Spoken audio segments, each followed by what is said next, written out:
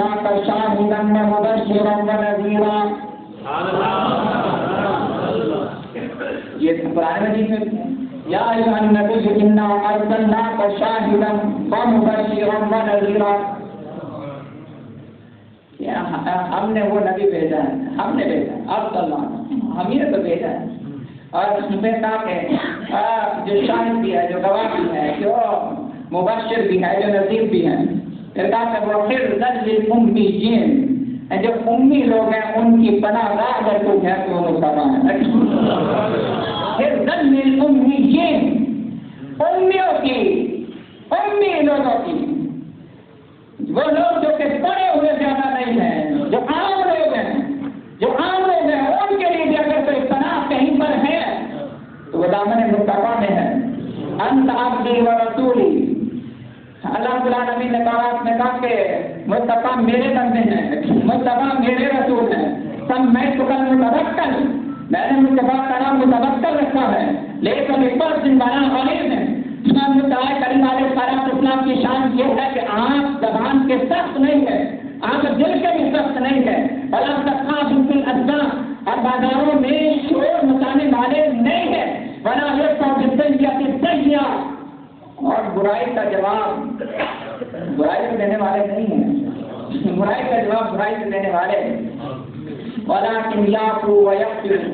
بلکہ معاف کر دینے والے, درگزر کر دینے والے. یہ جو معاف کر دینے والے, بدلہ نہیں لیتے, معاف کر دینے والے. کہتا ہوں کہ طائف اور کوٹ کا منظر بڑا سمجھ دیکھنے کے لائق ہے. طائف کا بھی اور کوٹ کے اندر بھی, کہ جس وقت زندان مبارک شریف ہے اور آپ رحمت علیہ السلام کی کا صبر اور عرض اور عفو درگزر وہ دیکھنے کے لائق ہے. کہتا ہے اس کے لیے آپ سورہ آل عمران پڑھیں, جب قرآن نے کہا فاعفو عنہم واستغفر لہم, یہ اس میں غزوہ احد کے تناظر میں کہا گیا اب جانے دیں, درگزر کریں, ان کے لیے اللہ سے مغفرت کی دعا مانگیں اور ان کے لیے مغفرت بخشش طلب کریں. رب العالمین نے نبی پاک علیہ السلام کو حکم دیا فاعفو عنہم واستغفر لہم, فاعفو عنہم واستغفر لہم. اور یہاں پہ توحید میں کہا کہ ولکن یعفو ویغفر وَلَنْ يَغْفِرَ بِهِ اللَّهُ حَتَّى يُقِيمَ بِهِ الْمِلَّةَ الْأَوْجَاعَ بِأَنْ يَقُولُوا لَا إِلَٰهَ إِلَّا اللَّهُ. اب العالمین نے کہا کہ میں نبی پاک علیہ السلام کا وصال ظاہر اس وقت تک نہیں ہوگا جب تک کہ لوگوں کا ایک ٹیڑھا گروسیلا نہیں ہو جاتا. اب یہ وقت نہیں رہا, ورنہ آپ اسی عنوان پر سیرت تو پورا کا پورا سیرت کا باب سوچ سکتے ہیں کہ عرب کے بدو تھے کیا, اور نبی پاک علیہ السلام کی تشریف آوری سے وہ کیا سے کیا ہو گئے, وہ کیا سے کیا ہو گئے. آگے جب تک ایک ٹیڑھی ملت جو ہے وہ سیدھی نہیں ہو جاتی اس وقت تک آپ کا ظاہری لسان نہیں ہوگا. اور پھر کہا یفتح بها اعینا عمیا واذانا ثم قلوبا غلفا. بارات کے لفظ ہیں کہ نبی پاک علیہ السلام آئیں گے تو رب العالمین نے کہا کہ جس وقت حضور آئیں گے تو ان کے ذریعے سے جو دل کے اندھے ہیں میں ان کو بھی دیکھنے والا کر دوں گا, نابینا لوگ ہیں ان کو بینائی دے دوں گا, جو بہنے ہیں ان کو سماعتیں دے دوں گا, اور جن کے دل خلاف میں لپٹے ہوئے ہیں, جو کسی کی بات سننے اور ماننے کے لیے تیار نہیں ہے, جب میرا حبیب آئے گا تو ان کے دلوں کو بھی نور ہدایت میں نصیب کر دوں گا. آج کے دن میں اور آج کی گفتگو کا خلاصہ میں آپ کے سامنے رکھیں. ابھی انشاءاللہ عزیز قرآن مجید ہی کو لے کر ہم آگے بڑھیں گے کل کے دن میں بھی, کیونکہ ابھی مجھے کچھ ان اور آیات کا حوالہ دینا ہے جن سے گمراہی پھیلانے کی کوشش کی گئی اور جن سے سیدھے سادھے معصوم بھولے والے لوگوں کو چنگل میں پھنسایا جاتا ہے. یہاں پر احمد کو غلام احمد کر دیا جائے تو یہ عجیب طرفہ تماشا ہے, عجیب تماشا ہے. آگے انشاءاللہ جس کا ہم آگے اور پڑھیں گے اور چند اور ایسی آیات کا حوالہ دوں گا جن سے اللہ تعالیٰ معاف فرمائے. کہتا ہوں کہ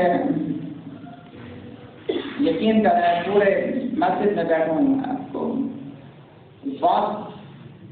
ایسا ایسا لٹریچر لکھا گیا ہے، ایسا ایسا لٹریچر لکھا گیا ہے کہ اس لٹریچر کو پڑھ لینے کے بعد اچھا خاصا مطمئن ذہن بھی جو ہے اس کے اندر بھی شک کا کانٹا چبھنے لگتا ہے۔ ایسے ایسے دجل و فریب کی ایسی ایک عجیب طرح کی دنیا بتائی گئی ہے۔ ان حالات میں ہمیں قرآن مجید کی طرف واپس پلٹنا چاہیے۔ کل بھی ہم انشاءاللہ قرآن مجید کی آیات کے نور میں اور قرآن مجید کی آیات کی روشنی میں اور اسی کے رنگ میں انشاءاللہ ختم نبوت کے عنوان کو اور سمجھنے کی کوشش کریں گے۔ آج کی گفتگو کا خلاصہ یہ تھا کہ جس نے آنا تھا وہ حضور سے پہلے آ گیا، جو وحی ہونی تھی وہ وحی پہلے کر دی گئی۔ اس لیے قرآن مجید نے صرف دو ہی طرح کی وحی کا ذکر کیا، تاکہ ایک وحی وہ ہے جو آپ سے پہلے کی گئی، ایک وحی وہ ہے جو آپ کی طرف کی گئی، اور اس کا مطلب یہ کہ آپ کے بعد اب کوئی اور وحی اس کا ہونا ممکن نہیں ہے۔ انبیاء کا ذکر کیا تو یہ سارے کے سارے انبیاء جو تھے یہ آپ سے پہلے جو ہو گئے، یہ ان کا ذکر ہے اور پھر آپ کا ہے۔ اسی میں ہم نے یہ بھی سمجھا کہ ذکر انبیاء کا ہو یا ذکر وحی کا ہو، دونوں صورتوں میں نبی پاک علیہ السلام آئے بعد میں، لیکن ذکر حضور کا پہلے رکھا گیا، اور یہ اس لیے پہلے رکھا گیا، اس لیے پہلے کیا کہ تاکہ رفعت شان مصطفیٰ کریم علیہ السلام وہ عیاں ہو سکے، وہ واضح ہو سکیں۔ اور آج کے دن میں ہم نے یہ بھی سمجھا کہ نبی پاک علیہ السلام کا اگر کسی نبی نے آنا ہو تو اس نبی کی آمد سے پہلے اس کا چرچا ہوتا ہے، اس کی بات ہوتی ہے، اس کا تذکرہ ہوتا ہے، اس کی کوئی بشارت دی جاتی ہے، اس کا اعلان کیا جاتا ہے۔ اور اس کا مطلب یہ کہ نبی پاک علیہ السلام کی تشریف آوری سے پہلے آپ کا چرچا بھی تھا، آپ کی بشارت بھی تھی، آپ کے اعلانات بھی تھے، آپ کا ذکر لکھا ہوا بھی تھا، آپ کا ذکر سینہ بہ سینہ بھی تھا، آپ کا ذکر محفلوں میں بھی تھا، آپ کا ذکر زبانوں پر بھی تھا، آپ کی محبت سینوں میں پہلے سے موجود تھی، آپ کی ولادت سے پہلے بھی۔ ایک بات کی دلیل ہے کہ اب آپ کے بعد کوئی اور آنے والا نہیں ہے، اس لیے اس بات کی دلیل ہے کہ اب کوئی اگر نبوت کا دعویٰ کرے گا وہ جھوٹا تو ہو سکتا ہے، سچے صرف ہمارے حبیب ہی ہیں، سچے صرف حضور کی ذات ہے۔ یہ چند باتیں تھی، امید کرتا ہوں کہ آپ نے ان کو سمجھا بھی ہوگا، انہیں آگے کسی کو بیان بھی کریں گے۔ جب آپ چیزیں کسی کو بتاتے ہیں تو آپ کو یاد خود ہو جاتی ہیں، کسی اور کو سمجھ آئیں گی کہ نہیں آئے گی، جب آپ کسی کو بتانے بیٹھیں گے تو خود آپ کو اچھے طریقے سے یاد ہو جائیں گی۔ میں یہ بھی امید کرتا ہوں کہ آج ہماری کلاس کا چوتھا دن تھا، اور انشاءاللہ جو باقی دن باقی ہیں ہم آہستہ آہستہ آگے ختم نبوت کے عنوان میں انشاءاللہ اللہ رب العالمین کے کرم سے، حضور کی نگاہ کرم کے صدقے میں آگے بڑھتے رہیں گے۔ لیکن میں امید کرتا ہوں کہ آپ دعوت کے سلسلے کو روکیں گے نہیں، جہاں کہیں بھی ہر آتے ہیں، کسی کو کہہ سکتے ہیں تو ضرور کہیں، کسی کو دعوت دے سکتے ہیں ضرور دعوت دیں، کسی کا ہاتھ پکڑ کر لے کر آ سکتے ہیں تو ضرور لے کر آئیں، کسی کو کہہ سکتے ہیں تو ضرور کہیں۔ اس میں بندے کو کمزور نہیں ہونا چاہیے، دعوت دینا میں کسی قسم کی مداحنت کا ہونا یہ مناسب بات نہیں ہے۔ میں امید کرتا ہوں کہ جن کے مہینوں میں مصطفیٰ کریم علیہ السلام کی محبت پیدا ہوئی ہے وہ انشاءاللہ اس کارواں کو اور اس قافلے کو آگے بڑھانے کی کوشش کریں گے۔ بات دن سے میرا جی چاہ رہا تھا لیکن آئیے مل کر ایک نعرہ لگاتے ہیں، پھر دعا مانگتے ہیں۔ نعرہ تکبیر، نعرہ تکبیر،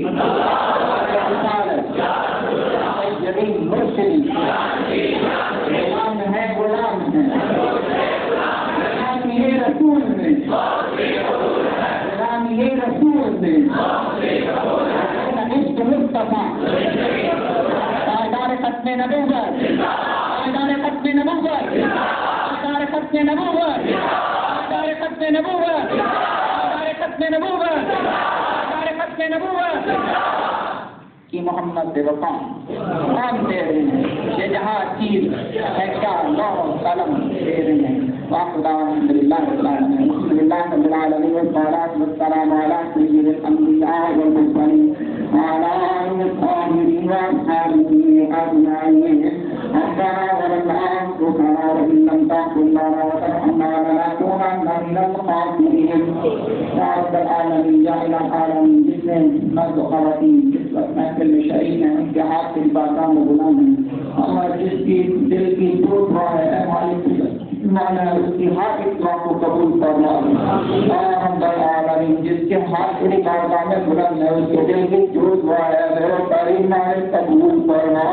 اے رب العالمین یا الہ العالمین تاجدار ختم نبوت علیہ الصلوۃ والسلام کے توسل سے اے میرے کریم مالک بیماروں کو شفا نصیب فرما